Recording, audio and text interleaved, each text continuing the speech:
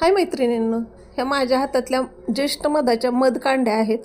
त्या बाळाच्या गुटीसाठी आणून बाकी वापरून त्याला बाकी उरलेल्या होत्या. त्याचे मी वेगवेगळे उपयोग केलेले आहेत. पण आज आपण त्याची पावडर करायची बघणार आहोत. आणि ती पावडर म्हणजे कशी करायची आहे ते मी तुम्हाला दाखवणार आहे. तर ह्या कांड्या एवढ्या खंडक असतात की त्या मिक्सरला सहजासहजी बारीक होत नाहीत.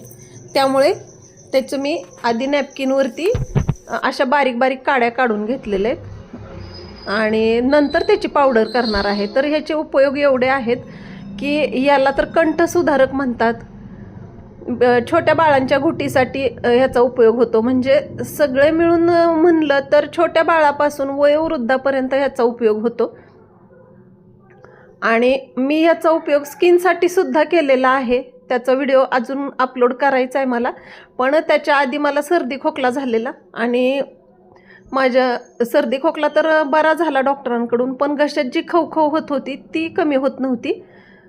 तर त्यासाठी मी ही पावडर केली आणि त्याचा काढा केलेला आहे. तर आता ह्याच्यात जो चोथा उरलेला आहे त्याचासुद्धा मी उपयोग केलेला, पण तो व्हिडिओ राहिला नाही माझ्या गॅलरीत, डिलीट झाला माझ्याकडून. तर ही बघा अशी छान पद्धतीने पावडर केलेली आहे. पावडरचा वाससुद्धा गोड येतो एकदम. आणि ही पावडर अशा पद्धतीने केलेली आहे. तर ह्याचा काढा कसा करायचा आहे ते सविस्तर आपण बघूयात.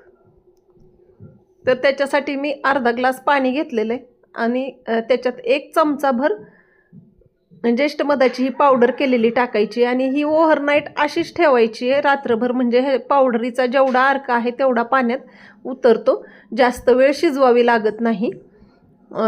त्यामुळे मी ही अशी ओव्हरनाईट ठेवलेली आहे. आता सकाळी ही पावडर म्हणजे हे पाणी जे आहे ते शिजवायला घ्यायचं आहे.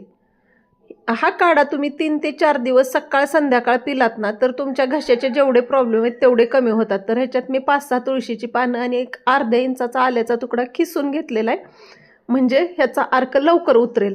तर ही कितपत शिजवायचं आहे, ह्याला तुळशीच्या पानांचा आणि आल्याचा रस त्याच्यात उतरेपर्यंत हे शिजवायचं आहे. जास्त वेळसुद्धा नाही शिजवायचं. आणि हे गाळून घ्यायचं आहे. सकाळी सकाळी ह्याच्यात तुपाचा 1 चमचा घालायचा, म्हणजे अजून घशाला आपल्या सॉफ्टनेस येतो.